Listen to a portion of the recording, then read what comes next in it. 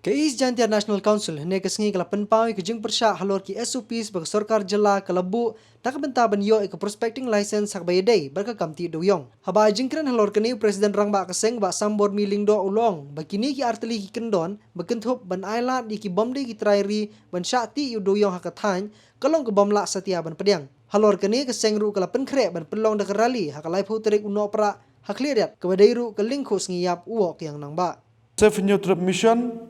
hakane ka laiputrik jongu Disember ka badairu ka sengi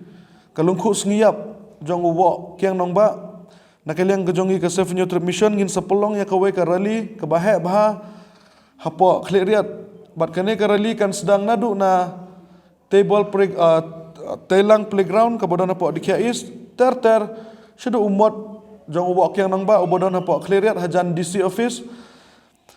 Tahaswa bangin perlong ya kajing ilang paitba kan sedon kajing bu sentiu kum kada kajing burom ya uni ukhlawat jong keri berkejat benriu.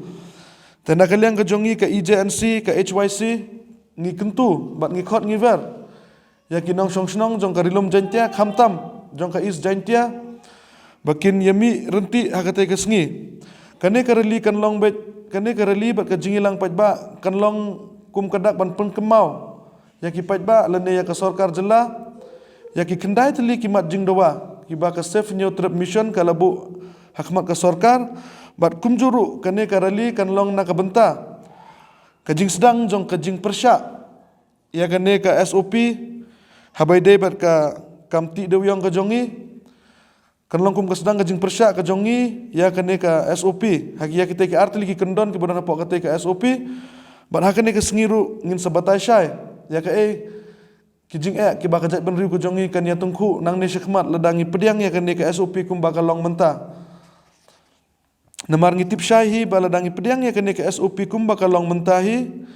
ki bayo jing mentoy ken detang ki semen pelan lene ginu ki company ki bodana po is jantia bat ki hespa andre hakabakadu hi kan long kajing tim yang i urid uria ki duk kisuk ki ba jo imja